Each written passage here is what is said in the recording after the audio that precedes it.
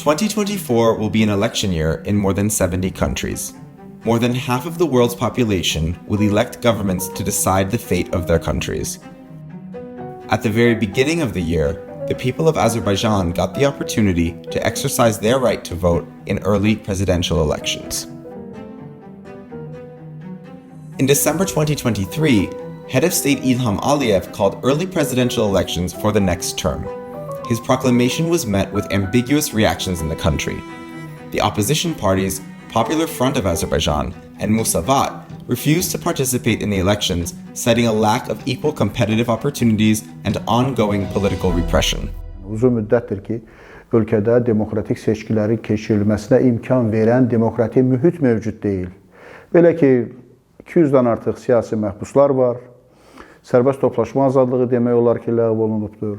Söz və ifadə azadlığı təqib altındadır. Təbii ki, belə olan şəraitdə və xüsusilə bərabər hüquqlu siyasi rəqabət şəraitinin olmadığı bir şəraitdə hər hansı bir demokratik seçkilərin keçirilməsi qeyri-mümkündür. Bundan başqa, seçkilərin demokratikliyi üçün vacib olan ən ciddi amillərdən biri qanunvericilik bazasıdır. Yəni, Azərbaycan Seçki Məcəlləsi demokratik seçkilər keçirtməyə imkan vermir. Mən yalnız bir məqama toxunmaq istəyirəm. Yəni, yalnız seçki komissiyalarının formalaşması qaydası və seçki komissiyalarının tam şəkildə hakim partiyanın nəzarəti altında olması, hakim siyasi qüvvənin nəzarəti altında olması artıq bu seçkilərin demokratikliyinə imkan vermir. Co-founder of the Election Observation Alliance Mehmed Mehmedzadeh noted the lack of a competitive electoral environment and described the existing picture as an artificial electoral atmosphere. Yeni Azərbaycan Partiyasının nümayəndəsi və digər 6 namizəd istər sosial mediada ciddi kampaniya aparmadılar, seçicilərə ciddi çağırışlar olunmadı seçkilərdə iştirakla bağlı. Daha çox bir neçə namizədin biz seçicilərlə görüşünü gördük. Bütün namizədlərin ümumiyyətlə sönük seçicilərlə məhdud şəkildə görüşü və bu görüşlər zamanı da çox təəssüflər olsun ki, büdcə təşkilatlarına işləyən seçicilərin bəzi hallarda məcburi orada iştirakını görürdü. Yəni, bir növ belə bir mesaj verilirdi ki, süni şəkildə bir seçki atmosferi, seçki yarışı sanki var və o atmosferi yaradılır namizədlər arasında. Mehmed Mehmedzadeh also adds that the OSCE recommendations given during the 2018 presidential elections and earlier during other elections have still not been implemented. Therefore, the existing problems have not been solved. One of the most discussed topics in the country during the pre-election period was that the 6 remaining candidates did not show much zeal to become president, but instead showered praise on the ruling party candidate Ilham Aliyev. Dövlət başçısı İlham Aliyev bu illər boyu verdiyi sözə üstüdə durub, hər bir verdiyi sözü həyata keçirib. Siz bilirsiniz, bizim tariximizdə belə olubdur ki, müharibədə məğlub olub, amma ölkəyə rəhbərlik eləyib o şəxslər. İlk dəfədir ki, müharibədə savaşı qazanan lider həm də dövlətə başçılıq eləyib.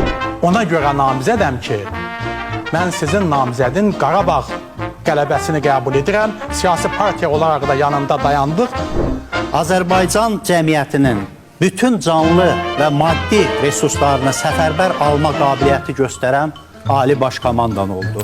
Deputy chairperson of the Popular Front of Azerbaijan party, which boycotted the elections, Seym Morhazi, believes that there are no positive changes in terms of the competitive environment, adaptation of the current legislation to international standards, and obligations assumed by Azerbaijan. Azərbaycan Respublikasında 1995-ci ilin qəbul olmuş konstitusiyasında göstərilirdi ki, prezidentlik müddəti 5 il olmaqla 1 nəfər seçilə bilər və s. və sonradan hökumət getdikcə, maliyyə vəsaitləri gəldikcə, ölkəyə daxil olduqca və hakimiyyətin maliyyə resursları hakimiyyət komandasının əlində carousel yolu ilə böyüdükcə, hökumət daha da qüvvətlənərək cəmiyyəti sıxışdırmağa başladı və bunun nəticəsində siyasi alternativləri sıradan çıxartmaq yolunu tutdu. Qanunvericiliyin də şərtlərini pozaraq özünə oyuncaq müxalifət yaratdı.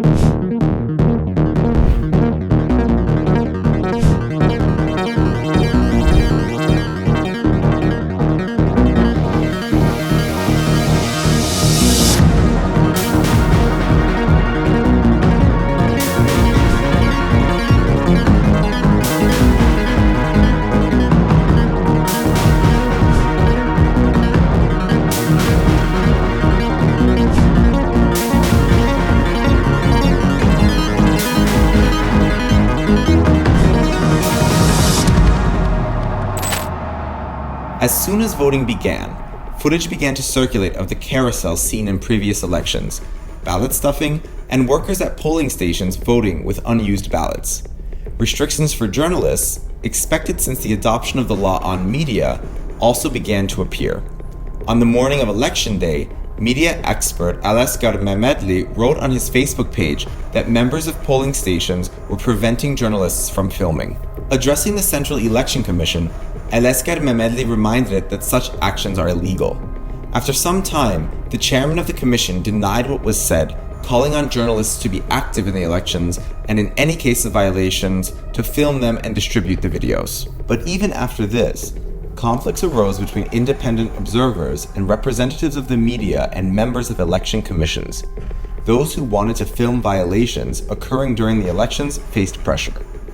Independent observer Sara Ragimova says that appropriate conditions for observers were not created at the polling stations, and the violations they recorded were not given any importance. Bir neçə qanun pozuntusu oldu.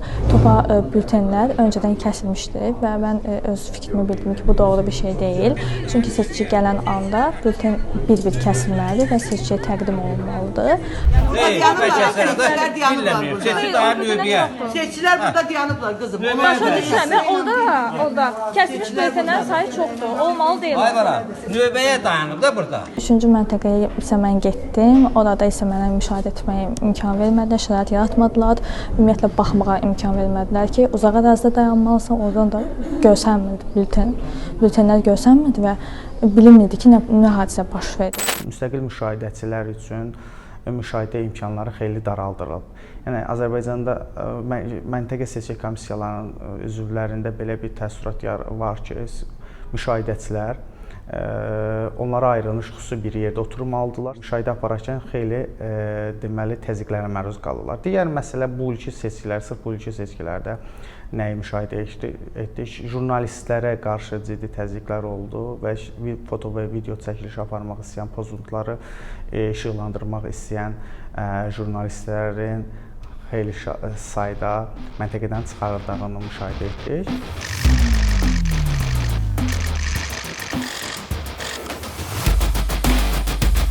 Ilham Aliyev himself, together with his family, decided to vote in Khankendi.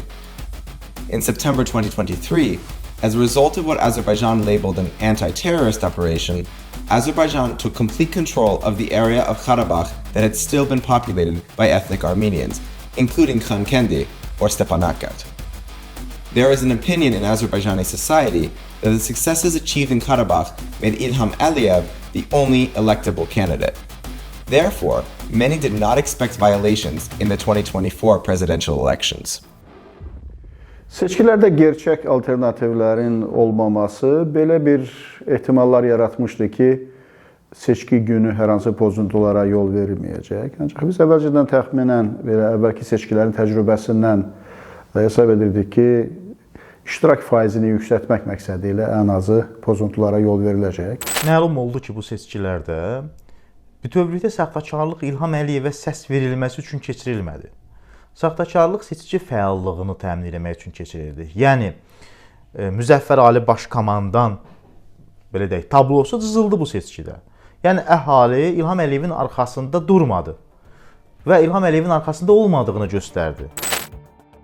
At briefings throughout the day, the Central Election Commission reported high voter turnout, with reports that by noon, 38.57% of voters had taken part in voting, and by 3 p.m., it was over 60%. Ilham Aliyev won the presidential elections with 92.12% of the votes.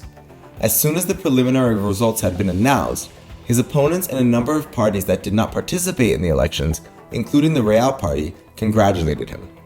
The Musavat Party stated that the elections were neither free nor fair, and the persecution of political opponents and politically motivated arrests continued after the early elections had been called.